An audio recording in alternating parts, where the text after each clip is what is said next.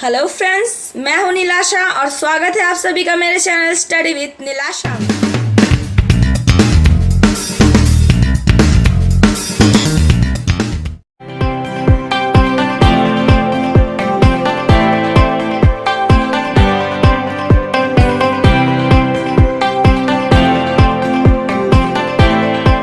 NCERT की कक्षा 6 की हिंदी की पुस्तक वसंत का पाठ 2 बचपन का पार्ट 2 लेकर मैं आपके सामने हाजिर हूँ। जिन्होंने इसका पार्ट 1 नहीं देखा है उसका लिंक डिस्क्रिप्शन बॉक्स में है। प्लीज़ आप इसका पार्ट 1 जाकर ज़रूर देखें। तो चलिए शुरू करते हैं। हमारा घर मॉल से ज़्यादा दूर नहीं था। एक छोटी सी चढ़ाई और गिरजा मैदान पहुंच जाते। वहां से एक उतराई उतरते और मॉल पर कन्फेक्शनरी काउंटर पर तरह तरह की पेस्ट्री और चॉकलेट की खुशबू मनभावनी। हमें हफ्ते में एक बार चॉकलेट खरीदने की छूट थी। सबसे ज़्यादा मेरे पास ही चॉकलेट टॉफ़ी का स्टॉक रहता। मैं चॉकलेट लेकर खड़े खड़े कभी न खाती। घर लौटकर साइड बोर्ड पर रख देती और रात के खाने के बाद बिस्तर में लेटकर मज़े ले खाती। शिमला के काफल भी बहुत याद आते हैं, खट्टे मीठे, कुछ एकदम लाल, कुछ गुलाबी, रसभरी कस्मल। सोचकर ही मुंह में पानी भर आए। चेस्टनट एक और ही गजब की चीज़, आग पर भुने जाते और छिलके उतारकर मुंह में। लेखिका कहती हैं कि उनका घर मॉल से ज़्यादा दूर नहीं था। मॉल तक जाने के लिए उन्हें एक छोटी सी चढ़ाई चढ़नी पड़ती थी और गिरजा मैदान पहुंच जाते थे और वहां से एक उतराई उतरने के बाद मॉल के पास। मॉल के कन्फेक्शनरी काउंटर पर तरह तरह की पेस्ट्री और चॉकलेट रखी रहती, जो कि काफ़ी ही खूबसूरत और मनभावनी लगती।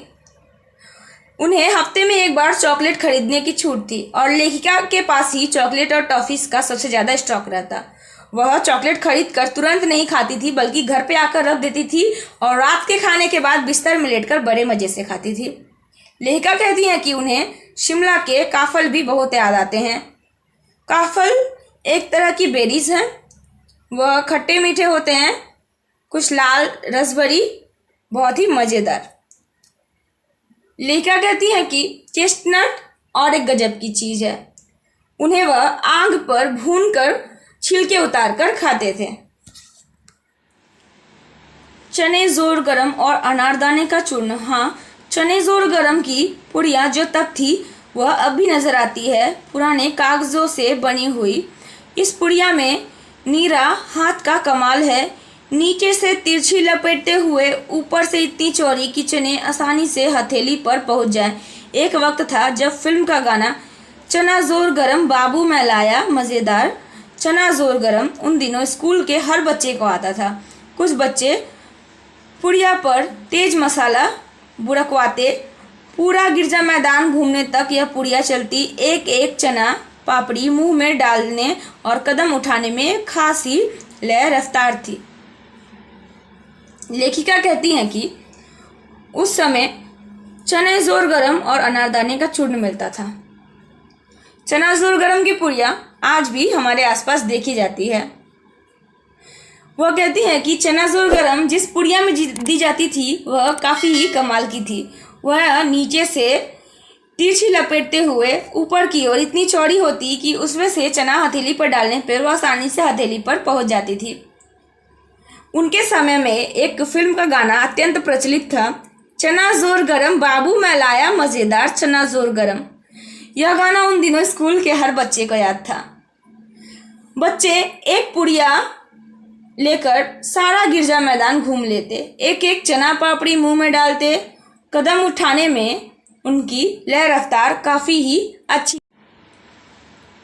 छुटपन में हमने शिमला रिज पर बहुत मज़े किए हैं, घोड़ों की सवारी की है। शिमला के हर बच्चे को कभी न कभी यह मौका मिल ही जाता था। हम जाने क्यों घोड़ों को कुछ कमतर करके समझते, उन पर हंसते थे। ननिहाल के घोड़े खूब हष्ट पुष्ट और खूबसूरत, उनकी बात फिर कभी। शाम को रंग बिरंगे गुब्बारे, सामने जाखू का पहाड़, ऊंचा चर्च की घंटियां बजती तो दूर दूर तक उनकी गूंज फैल जाती। लगता इसके संगीत से प्रभु यीशु स्वयं कुछ कह रहे हैं। लेखिका कहती हैं कि उनके बालकाल में उन्होंने शिमला रिज पर बहुत ही मज़े किए हैं। उन्होंने घोड़ों की सवारी भी की है और शिमला में जो भी बच्चे रहते थे उन्हें कभी ना कभी घुड़सवारी करने का मौका जरूर मिल जाता था। लेखिका कहती हैं कि वह घोड़ों को कुछ कमतर करके ही समझती थी। वह उन पर हंसती थी, उनका मजाक उड़ाती थी। उनके ननिहाल यानी नानी घर के जो घोड़े थे वह काफ़ी ही हष्ट पुष्ट यानी ताकतवर और सुंदर थे। लेखिका कहती हैं कि उनकी बात वह फिर कभी कहेंगे।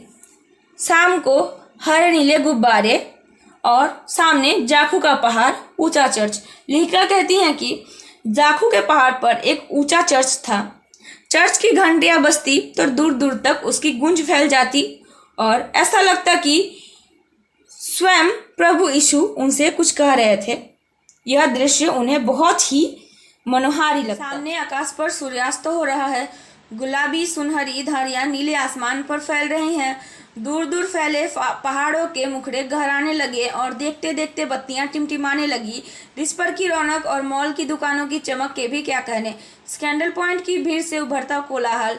सर्वर स्कैंडल पॉइंट के ठीक सामने उन दिनों एक दुकान हुआ करती थी जिसके शोरूम में शिमला कालका ट्रेन का मॉडल बना हुआ था। इसकी पटरियां, उन पर खड़ी छोटे छोटे डिब्बों वाली ट्रेन, एक और लाल टीन की छत वाले स्टेशन और सामने सिग्नल देता खंबा, थोड़ी थोड़ी दूर पर बनी सुरंगें। पिछली सदी में तेज रफ्तार वाली गाड़ी वही थी। कभी कभी हवाई जहाज भी देखने को मिलते। दिल्ली में जब कभी उनकी आवाज़ आती बच्चे उन्हें देखने बाहर दौड़ते। दिखता एक भारी भरकम पक्षी उड़ा जा रहा है पंख फैलाकर, यह देखो, और वह गायब। उनकी स्पीड ही इतनी लगती। हाँ, गाड़ी के मॉडल वाली दुकान के एक साथ एक और दुकान थी जो मुझे कभी नहीं भूलती। यह वह दुकान थी जहाँ मेरा चश्मा बना था। वहाँ आंखों के डॉक्टर अंग्रेज थे। लेखिका कहती हैं कि शिमला रिज के सामने आकाश में सूर्यास्त हो रहा है और सूर्य की किरणें सुनहरी धारियों के समान नीले आकाश पर फैल रही हैं और जैसे जैसे सूर्यास्त हो रहा है पहाड़ों के मुखड़े गहराने लगे हैं अंधकार से। लेखिका कहती हैं कि रोड के साइड में जो लैंप पोस्ट थे उनकी भी बत्तियां टिमटिमाने लगती हैं यानी जल उठती हैं। रिज की रौनक और मॉल की दुकानों की चमक भी कह नहीं बनती। स्कैंडल पॉइंट की भीड़ की बात ही अलग थी। स्कैंडल पॉइंट के ठीक सामने एक दुकान थी जिसके शोरूम में शिमला कालका ट्रेन का मॉडल बना हुआ था। जो मॉडल बना हुआ था उसमें ट्रेन की पटरियां बनी हुई थी और उस पर छोटी छोटी डिब्बों वाली ट्रेन खड़ी थी। एक और छत वाला, लाल टीन की छत वाला स्टेशन बना हुआ था और उसके सामने सिग्नल देने वाला खंबा बना हुआ था और थोड़ी थोड़ी दूर पर सुरंगें भी बनी हुई थी।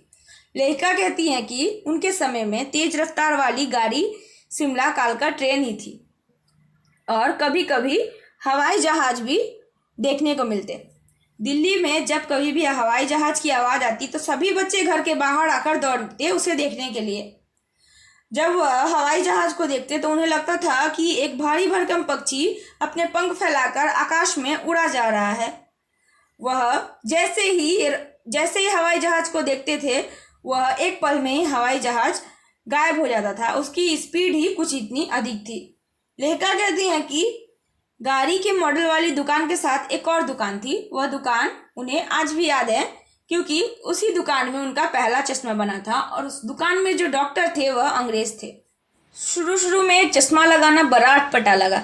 छोटे बड़े मेरे चेहरे की ओर देखते और कहते, आंखों में कुछ तकलीफ है, इस उम्र में ऐनक, दूध पिया करो। मैं डॉक्टर साहब का कहा दोहरा देती, कुछ देर पहनोगी तो ऐनक उतर जाएगी। वैसे डॉक्टर साहब ने पूरा आश्वासन दिया था लेकिन चश्मा तो अब तक नहीं उतरा। नंबर बस कम ही होता रहा। मैं अपने आप इसकी जिम्मेवार हूँ।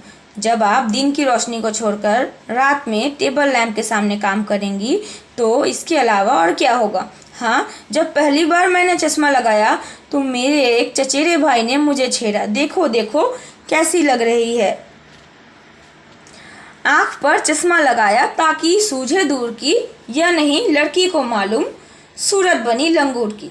मैं खींची कि मुझ पर यह क्यों दोहराया जा रहा है, पर शेर बुरा ना लगा। लेखिका कहती हैं कि शुरू में उन्हें चश्मा लगाना अच्छा नहीं लगता था। छोटे बड़े जो को भी उनकी चेहरे की ओर देखते थे वह कहते थे कि तुम्हें आँखों में कोई तकलीफ़ है, इस उम्र में तुम्हें ऐनक लग गई है। तुम दूध पिया करो। तब लेखिका डॉक्टर का कहा हुआ बात दोहरा देती थी कि डॉक्टर ने कहा है कि कुछ दिन पहनूंगी तो ऐनक उतर जाएगी। लेखिका को ऐसे तो डॉक्टर ने पूरा आश्वासन दिया था, लेकिन उनका चश्मा अब तक नहीं उतरा, सिर्फ चश्मे की नंबर ही कम होती गई। लेखिका कहती हैं कि इसकी जिम्मेदार वह खुद हैं, क्योंकि वह दिन की रोशनी को छोड़कर रात में टेबल लैंप के सामने काम करती थी। उन्होंने जब पहली बार चश्मा लगाया था तो उनके एक चचेरे भाई ने उनको छेड़ा था, देखो देखो कैसी लग रही है। उन्होंने एक शेर भी कहा था, आंख पर चश्मा लगाया ताकि सूझे दूर की, या नहीं लड़की को मालूम सूरत बनी लंगूर की। तब लेखिका इस पर बहुत ही खींची थी, उन्हें बहुत ही गुस्सा आया था। वो यह सोच रही थी कि उनके ऊपर यह बात क्यों दोहराई जा रही है, पर उन्हें यह शेर इतना भी बुरा नहीं लगा था। तो दोस्तों, बचपन संस्मरण का पार्ट 2 यहीं पर समाप्त होता है। मैं इसका पार्ट 3 आपके सामने जल्द लेकर हाजिर होंगी। अगर आपको मेरा ये वीडियो अच्छा लगी तो आप मेरे वीडियो को लाइक और शेयर ज़रूर करें और मेरे चैनल को सब्सक्राइब करना बिल्कुल ना भूलें। Thank you.